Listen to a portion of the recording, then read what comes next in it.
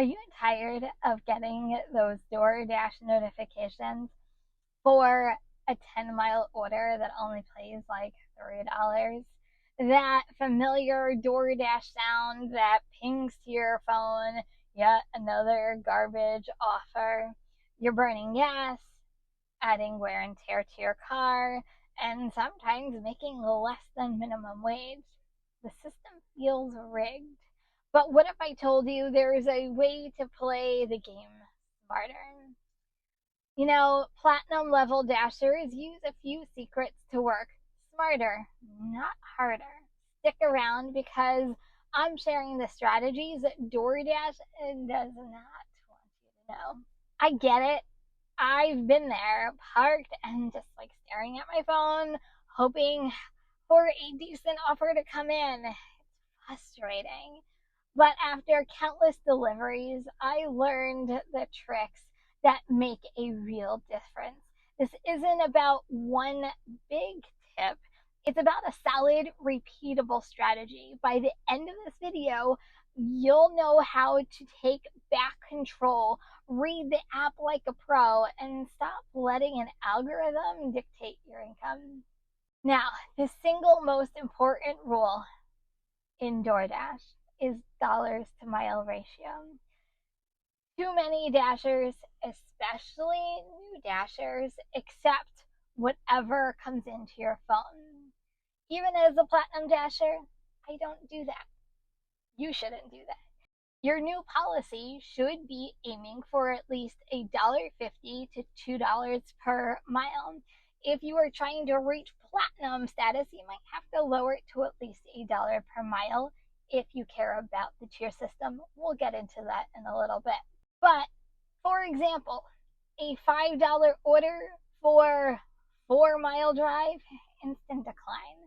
A $7 order for 2 miles, now that's a profitable delivery. Remember, your car is your most expensive tool that you have, a really expensive tool. Gas is just the start. Every mile adds depreciation, tire wear, and brings you closer to your next car repair. The IRS in 2025 standard mileage rate is 70 cents per mile, and that number should be a wake-up call. That's the estimated cost of running your vehicle.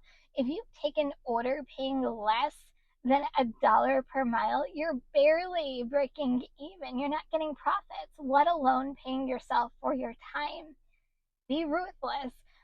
Decline orders that don't make financial sense for you. And don't worry about your acceptance rate unless you decide to be in the tier program.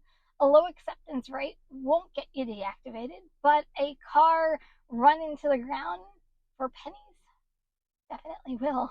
Forget blindly chasing hotspots on the app. A red busy area isn't always profitable. The real secret is to find your own personal power strip. A 1 to 2 mile stretch packed with popular, efficient restaurants. These are places that have orders ready when you arrive, because a quick pickup is as important as a really good tip. Spend a week or two actively exploring. Be an expert in your own market. Be a detective. Test different neighborhoods during lunch rush, which is roughly from 11 to 2 p.m., and then the dinner rush from 5 p.m. to 9 p.m. See which restaurants respect your time and which ones leave you waiting. Notice where orders are going. Are they heading to houses with easy parking or to confusing apartment complexes where you'll waste 10 minutes finding the building?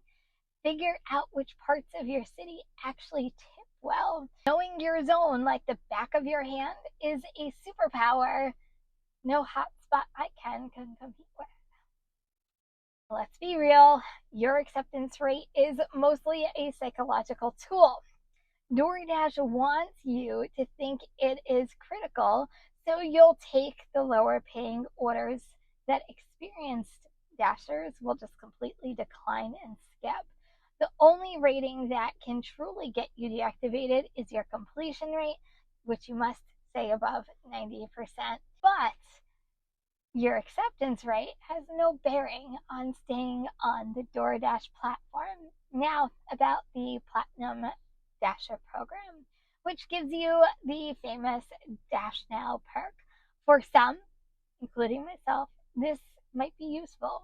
But here's the inside scoop. This program works on a rolling qualification window, meaning that you have to continuously maintain a high acceptance rate to keep your platinum status.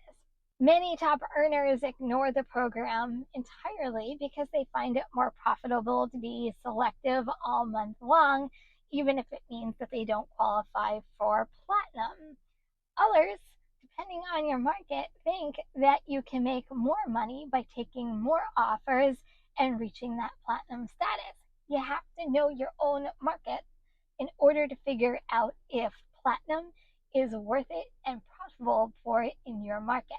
It's simple math. Would you rather do 3 great orders in an hour or 5 ones? Some of them might not be so good in order to maintain acceptance rate. That's where you have to weigh in which one is best for you. You have to get good at spotting which orders to avoid. For example, not everybody loves shop and delivers. Large grocery orders can be a gamble. You have to check the item counts, and then you also have to understand if there how many items there are there multiple amounts of items, are there cases of wood are going to a third floor apartment. They can turn a good offer into a low wage one because it takes you more time and also a back-breaking nightmare. On the other hand, shop and deliver orders that have low item counts can be fantastic money makers if it's just a few items, a short drive, and worth your time. You have to value your time based off the money that's offered. With the smaller orders, you have more control and they can be a quick turnaround. Stacked orders are another way to boost your hourly rate, but analyze them carefully. A good stack has 2 drop-offs close to each other on the same route. A bad stacked order has you driving in opposite directions, and a delay at a restaurant makes you late for the second, risking a bad rating. You have to know your restaurants and your market. Analyze every offer before you hit accept. Making the right call is the essence of working smarter.